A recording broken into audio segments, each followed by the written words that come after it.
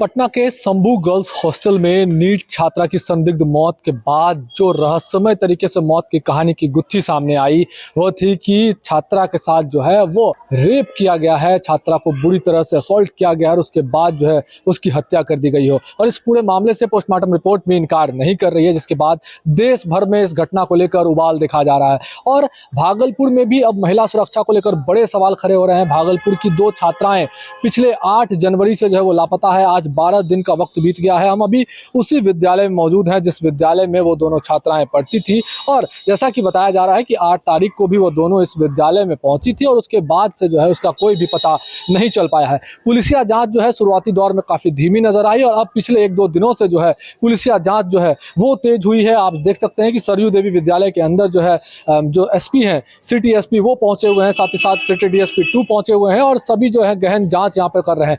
3 थानों की पुलिस, दरअसल ये पूरी घटनाक्रम जो है ये बबरगंज थाना क्षेत्र में पड़ता है और इसके बाद जो है 3 थाना की पुलिस जो है, बाईपास थाना की पुलिस, मुजाहिदपुर थाना की पुलिस और बबरगंज थाना की पुलिस जो है ये यहाँ पर इस विद्यालय में मौजूद है। लगातार जो है गहन जांच हो रही है, छात्राओं से पूछताछ की जा रही है और सबसे महत्वपूर्ण बात जो है जांच के समय में सामने आई है वो है कि जब सीसीटीवी फुटेज को खंगाला गया, 8 जनवरी का फुटेज देखा गया तो वहाँ पर मालूम चला कि दोनों जो बच्चियाँ हैं वो दोनों बच्चियाँ विद्यालय के अंदर प्रवेश जरूर करती है, लेकिन उसके बाद बच्चियों के निकलने का कोई फुटेज जो है वो सामने नहीं आया है। इसको लेकर बड़ा सवाल खड़ा हो रहा है कि आखिरकार वो बच्चियां गई तो गई कहाँ। 12 दिन से परिवार की हालत जो है वो बेहद ही नाजुक बनी हुई है। परिवार जो है वो रोते बिलखते नजर आ रहा है, लगातार उन्हें चिंता सता रही है, किसी अनहोनी की चिंता सता रही है। और ऐसे में शुरुआती दौर में पुलिसिया जो जांच थी उसमें लापरवाही देखी गई कि गहन जांच जो है वो शुरू नहीं की गई। अगर किया जाता तो जल्द इस मामले का खुलासा हो पाता। और अब जब 12 दिन बीत गए हैं तो जांच में तेजी आई है। सिटी एसपी मौजूद है विद्यालय के अंदर और लगातार पूछताछ कर रहे हैं, छात्राओं से पूछताछ कर रहे हैं, उनकी सहेलियों से पूछताछ की जा रही है और पुलिस जो है वो बगल अगल के कॉलोनी के सीसीटीवी फुटेज को भी खंगालने में जो है वो जुटी हुई है। जो पीछे का मोहल्ला है, पीछे के रास्ते हैं, वहां पर भी जांच की जा रही है कि कहीं इस रास्ते से होकर तो वो दोनों बच्चियों को नहीं या तो भगाया गया हो या बच्चियां खुद से यहाँ से बाहर गई हुई हो। तो सब तमाम पहलुओं पर जो है वो जांच की जा रही है और साथ ही साथ पूछताछ भी जारी है। जो एक बच्ची थी जिस पर आरोप लगाया जा रहा था कि वही जो है उन बच्चों को भगाने में संलिप्त है, उससे भी पूछताछ की गई थी, उसे भी विद्यालय लेकर पुलिस के द्वारा लाया गया था और यहाँ पर उन्हें सारी जानकारी जो है उस बच्ची से ली जा रही थी। तो ऐसे में कह सकते हैं कि ये पूरा मामला जो है ये गहराता जा रहा है।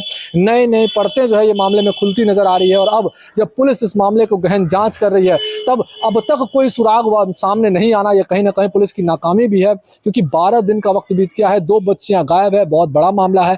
बच्ची के भाई जो है, जो जिया और सोनाक्षी नाम की बच्ची जो गायब है, उसके भाई क्या कुछ कह रहे हैं कैमरे पर वो भी हम आपको पहले सुनाते हैं। हम लोगों को अभी तक कुछ सुराग नहीं मिला है।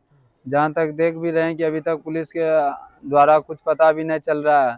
और आज तो पता चला कि यहाँ कैमरा में कि बच्ची तो अंदर आई है लेकिन बाहर निकलने का कोई अपडेट नहीं पता चल रहा है।